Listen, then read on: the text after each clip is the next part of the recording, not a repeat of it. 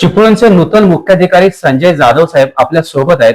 Sir, काल आपण चिपळूण नगरपालिकेच्या मुख्याधिकारी पदाचा पदभार स्वीकारला आहे, काय सांगाल?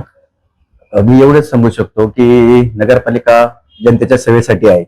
जनतेचे प्रश्न सोडवणे हे नगरपालिकेचं कर्तव्य आहे. जसं नगरपालिका नागरिकांसाठी झटत असते दिवस रात्र आणि काम करते, तसेच नागरिकांकडून आमच्या नगरपालिकेच्या काही अपेक्षा आहेत.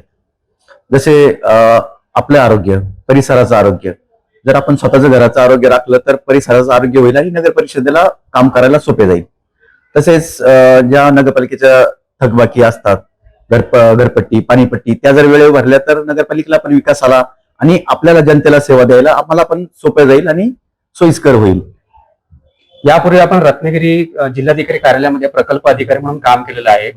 थोडक्यात रत्नागिरी जिल्ह्याची थोडीफार माहिती आहे, तर हा अनुभव काम करताना कितपत उपयोगी पडेल? नाही, खूप उपयोगी पडेल. कारण रत्नागिरीला असताना 3 वर्ष इथला पाऊसमान, इथलं वातावरण याची बरीपैकी जाणीव झालेली आहे. इथं काय काय समस्या येतात, पुराची समस्या, पावसाची समस्या, इथले प्रश्न यापैकी बऱ्यापैकी माहिती झालेली आहे. त्याच्यामुळे लोकांना जी सेवा आणि हे द्यायला आम्हाला खूप सोपं जाईल, एवढा त्रास होणार नाही. आणि ज्या समस्या आहेत त्यावर आता काल आम्ही सगळ्या अधिकाऱ्यांना भेटलो, प्रांत साहेबांना भेटलो, तहसीलदार साहेबांना भेटलो, डीवायएसपी साहेबांना भेटलो. सगळ्यांशी चर्चा केल्यावर इतकं कॉपरेटिव्ह नेचर म्हणजे माझ्या पूर्ण याच्यात तरी मला अजून भेटलं नाही की इतके चांगले अधिकारी सगळे आहेत. आणि ही एक फुल चांगली टीम होऊन आम्ही चिपळूण शहर आणि चिपळूण तालुक्यासाठी चांगल्यात चांगलं सेवा देऊन चांगलं काम करण्याचा नक्कीच प्रयत्न करू सर्व. यापूर्वी आपण नाशिकमध्ये काम केलेलं आहे, पोलीस अधिकारी म्हणून आपण काम केलेलं आहे, तर या वेगवेगळ्या पदांवर काम केल्याचा अनुभव आहे आपल्याला, याविषयी काय सांगाल? कोणकोणत्या पदांवर आपण काम केलेलं आहे? आता मी ऍक्च्युअली प्रायव्हेट नोकरी केली 2 वर्ष, नंतर सेक्रेटरी म्हणून सिलेक्शन झालं माझं. आर्मीमध्ये मी परिस्थितीमुळे गेलो नाही घरच्या. नंतर सीबीआयला होतो, परत पीएसआय 1 वर्ष आणि नंतर 5.5 वर्ष पीएसआयचं काम केलं. आता या इतर डिपार्टमेंट्स मध्ये काम केल्यामुळे काय होतं, आपल्याला त्या विषयांचं नॉलेज पण मिळतं. त्याचा उपयोग आपल्या नगरपालिकेला कशा कामासाठी, म्हणजे काही गोष्टी कठीण असतात, निर्णय घ्यावा लागतात, पण त्या डिपार्टमेंटचं काम केल्यामुळे तिकडे माहिती असल्यामुळे आपल्याला ते निर्णय इकडे घ्यायला सोपे जातात. चिपळूणमध्ये आपण काम करताना कोणत्या मुद्द्यांना किंवा कोणत्या कामांना प्राधान्य द्याल? चिपळूण शहरासाठी आता महत्वाचं सगळ्यात म्हणजे माझं प्राधान्य राहील आरोग्य, घनकचरा व्यवस्थापन, आरोग्य. दुसरं राहील विकास कामे.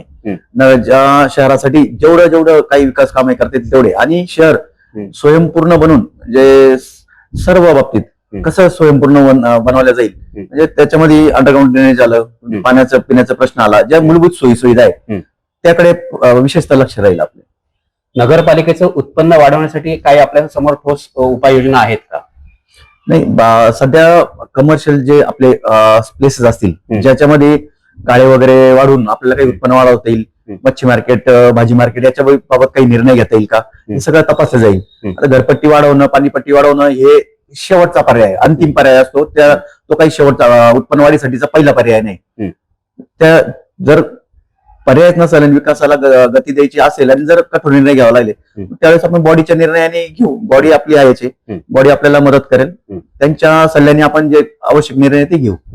काल आपण पदभार स्वीकारला, इथे नगरपालिकेची नवीन बॉडी पण आलेली आहे. येस. तर त्यांच्याकडून कसा रिस्पॉन्स आपल्याला मिळाला? सध्या अजून आज त्यांच्या सभा आहेत व आज मी नेमकं कलेक्टर साहेबांना भेटायला चाललोय. त्याच्यामुळे आता तिकडून आलो कलेक्टर साहेबांना भेटून, त्यांना भेटू. आणि त्यांची अध्यक्ष साहेबांची चर्चा झाली, माझी नगराध्यक्ष साहेबांची चर्चा झाली, खूप पॉझिटिव्ह वाटले ते सगळं. आणि सर्वांना म्हणजे याची विकासाची जाणीव आहे आणि शहरासाठी सगळ्यांचे प्रयत्न आहेत की शहरात जास्त जास्त विकास व्हावा म्हणून.